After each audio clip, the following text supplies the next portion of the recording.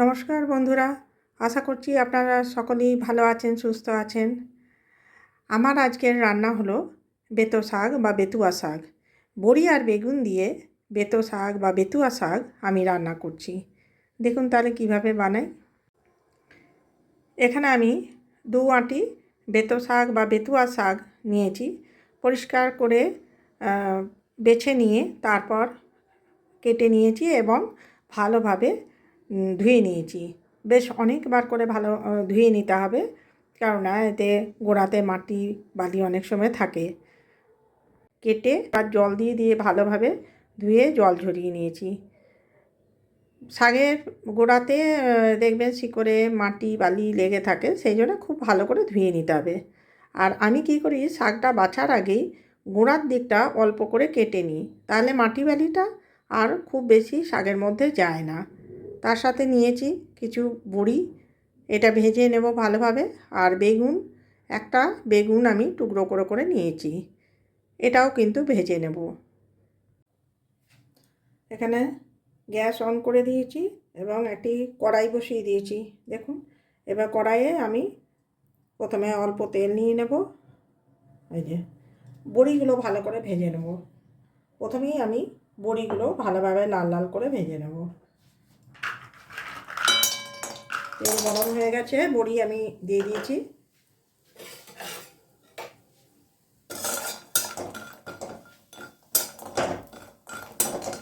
বড়িগুলো লাল করে ভাজা হয়ে গেলে তুলে নেব। তারপরে আবার এর মধ্যে বেগুনগুলো দেব।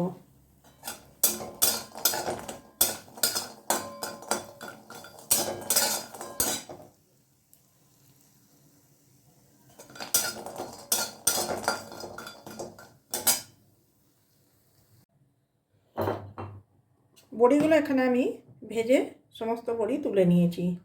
এবারে এই কড়াইয়ে আর একটু তেল দিয়ে দিলাম। ওই তেলের সাথেই আর একটু তেল দিয়ে তাতে আমি অল্প দুটি কালো জিরে দিলাম। লঙ্কা অবশ্যই দেবেন সবাই, আমি এখানে লঙ্কা দিচ্ছি না। তার কারণ হলো আমার নাতনি শাক খেতে ভালোবাসে। তো নাতনি যেহেতু শাক খেতে ভালোবাসে, সেই জন্য আমি কিন্তু এখানে লঙ্কা অ্যাড করছি না। বেগুনগুলো ভালোভাবে ভেজে নেব।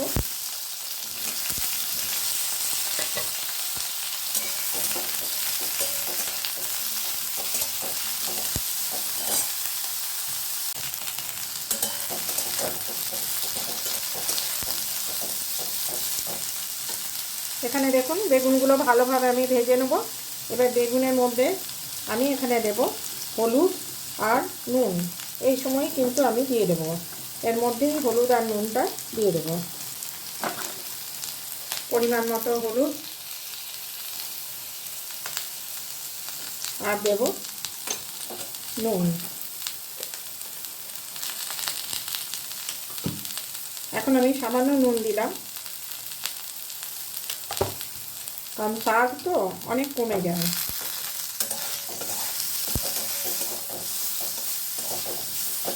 এবার বেগুনটা যখন লাল লাল করে ভাজা হয়ে যাবে, তখন আমি সমস্ত শাক ওর মধ্যে দিয়ে দেবো, দিয়ে আবার নাড়াচাড়া করব। নুনের পরিমাণটা সাবধানে দেবেন, কারণ শাক কিন্তু যতটা থাকে ভাজা হওয়ার পর অনেকটাই পরিমাণ কমে যায়, সেই জন্য বুঝে নুনটা দিতে হবে। প্রথমেই যদি বেশি দিয়ে ফেলি তাহলে নুন বেশি হয়ে যাওয়ার সম্ভাবনা থাকবে, যার জন্যে নুনটা প্রথমে আমি কমই দিই। আর আশা করছি যে নুন দিয়েছি আমার শাকের পরিমাণ মতো নুনটা ঠিক হবে। এবার যেই দেখুন বেগুনটা লাল করে ভাজা হয়ে গেছে, অমনি আমি এই যে শাকগুলো সব দিয়ে দেবো ওর মধ্যে।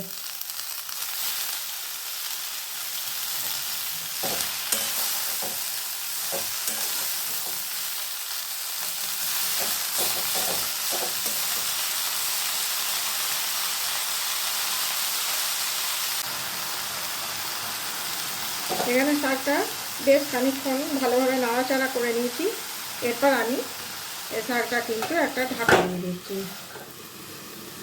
কিছুক্ষণ নাড়াচাড়ার পর একবার চাপা ঢাকা দিয়ে দিলে শাকটা সেদ্ধও হয়ে যাবে, আর শাকের যে জল বেরোবে সেই জল দিয়েই কিন্তু শাকটা সেদ্ধ হয়ে যাবে, আলাদাভাবে জল দেওয়ার কোনো প্রয়োজন থাকে না। তো কিছুক্ষণ আমি এইভাবে রেখে দেবো, তারপর আবার খুলে দেখব।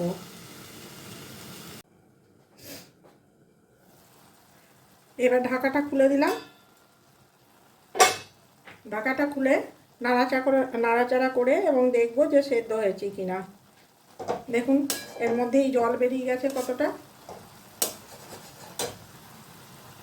হ্যাঁ, এখানে সেদ্ধ হয়ে গেছে। অতএব এবারে এই জলটাকে ভালোভাবে শুকিয়ে নেব।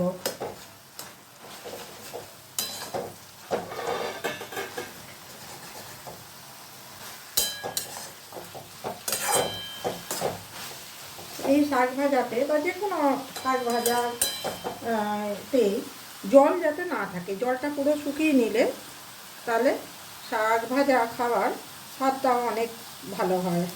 এই অবস্থায় আমি বড়ি ভাজাটা দিয়ে দিলাম। দেখুন বড়ি ভাজাটা দিয়ে দিলাম। এবারে আবার নাড়াচাড়া করে শাকটা, যতক্ষণ না জলটা শুকাচ্ছে ততক্ষণ পর্যন্ত আমি শাকটাকে নাড়াচাড়া করব।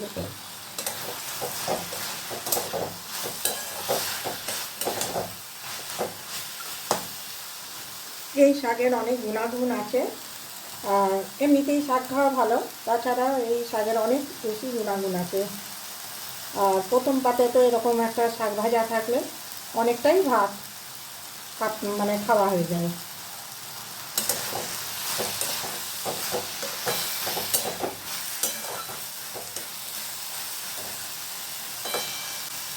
কারা কারা শাক ভাজা খেতে ভালোবাসেন আমাকে কমেন্ট করে জানাবেন। শাক ভাজাটা প্রথম পাতে খেতে খুবই ভালো লাগে। এই বেতো শাক বা বেতুয়া শাক কিন্তু সারা বছর পাওয়া যায় না, এই শীতকালেই পাওয়া যায় বেশ কিছু দিন, অন্য সময় আবার পাওয়া যায় না। বেতুয়া শাক, মেথি শাক এগুলো কিন্তু শীতকালে পাওয়া যায়।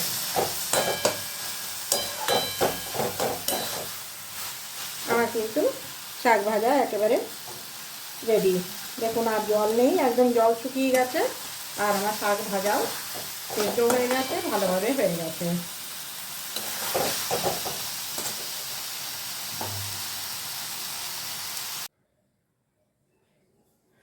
দেখুন আজকে আমার এই বেতো শাক বা বেতুয়া শাক বেগুন বড়ি দিয়ে রান্না করা হয়ে গেছে। আশা করছি আপনাদের সবার ভালো লাগবে। আর কিভাবে বানালাম আপনারা দেখুন অবশ্যই।